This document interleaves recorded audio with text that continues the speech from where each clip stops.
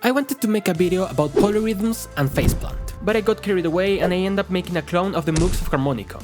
Yeah, today I'll show you how I made it from scratch, so let's go! So, what's a polyrhythm? Basically, it's 2 or more beats playing at the same time with different time signatures but the same BPM. The most common one is 2 against 3 and sounds like this.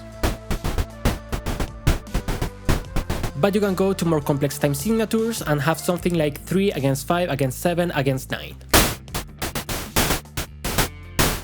So let's try to put this into this. The way you can program polyrhythmic sequences on faceplant is by choosing curve modulators that will modulate the level of 1, 2 or more different oscillators. These curves are on looping infinite, they are synced to my DAW, and programming the polyrhythmic sequence is as easy as putting this one in 3 for example and this other one in 5. So now we have a 3 against 5.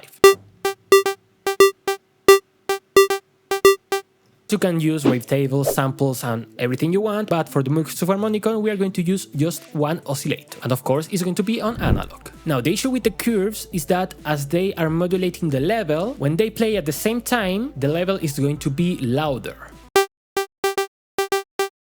And I want every step to be the same. So what I did is to add an envelope that will modulate the level of this oscillator. And now what we do is to transform these curves into something like a trigger. For that we're going to make it even more steeper, because we can right click right here, put that it never triggers from node on, and as you see it's now being triggered by these 2 curves.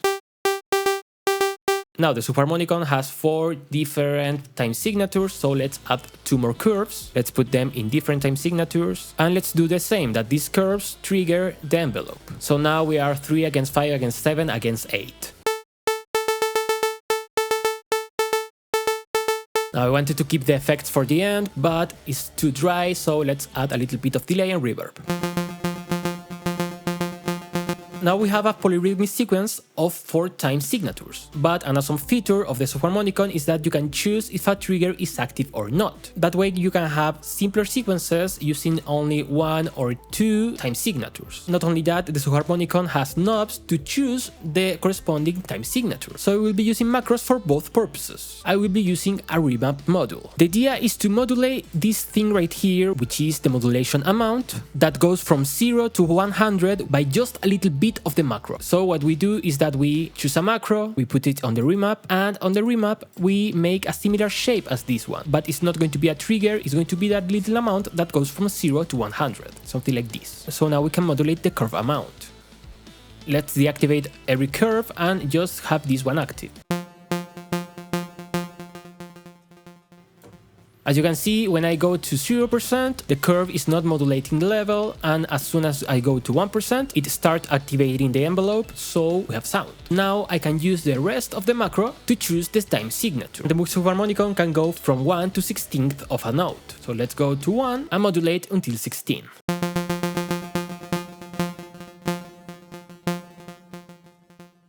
So now we do the same with the other 3 curves, and we have the Polyrythmic Sequencer of the Subharmonicon. Now we can select which rhythms are active, and we can also select the time signature of each one.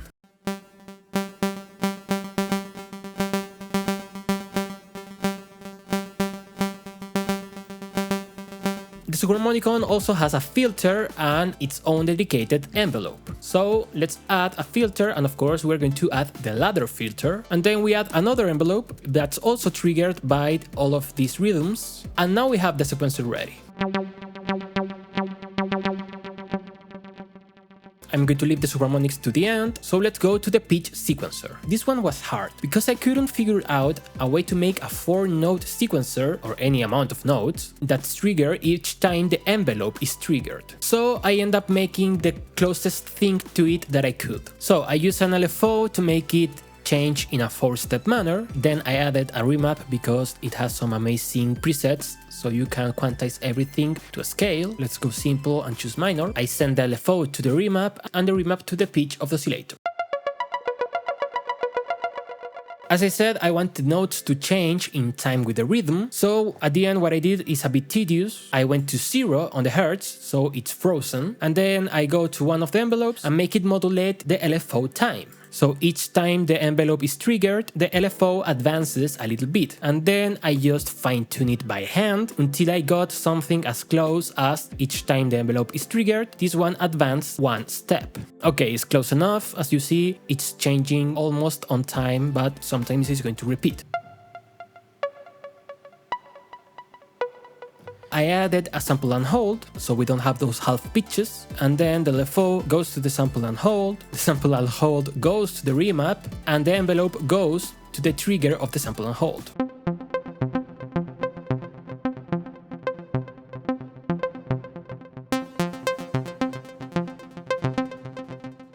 I added something that's not on the Subharmonicon, but it's good to have, which is a random pitch generator. You just have to choose the random, go to the 100 Hz, that's basically noise, and then modulate also the sample and hold. Now the issue is that the random and the LFO are giving information to the sample and hold, so we need to make some sort of flip-flop. When one is closed, the other is open. For that we're going to use another remap. Let's make this shape right here, and let's assign the macro 7 that we just put on bipolar. So now you see that when I go to the right, the random module is open and the LFO is closed, and when I go to the left, it's the opposite.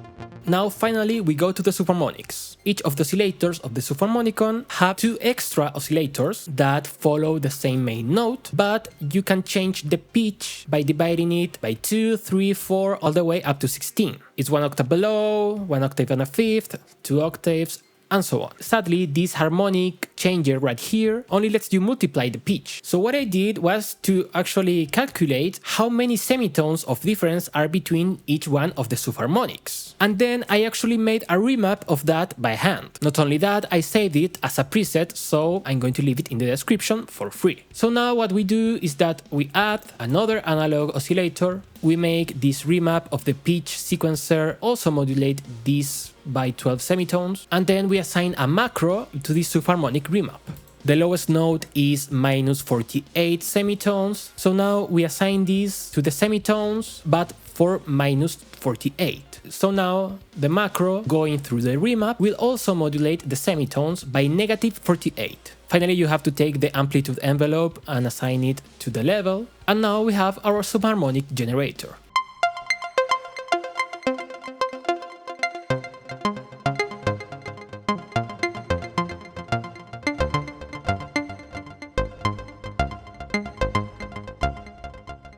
As the Subharmonicon has 2 subharmonic generators, we add another one, and you can just press Ctrl and move this analog so it makes a copy and keeps all the modulations. The thing with the Subharmonicon is that you can choose each of the Subharmonicon divisions, so let's copy this remap and add another macro.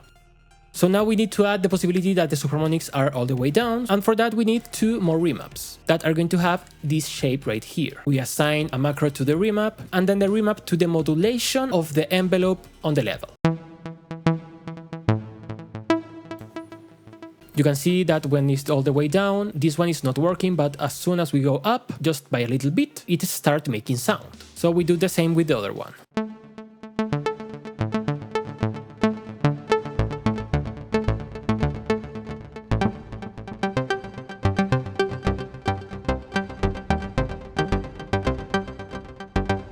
Now I just realized that we can take the amplitude envelope, assign it to the gain, and assign the remaps to the level of the subharmonics. And there you have it!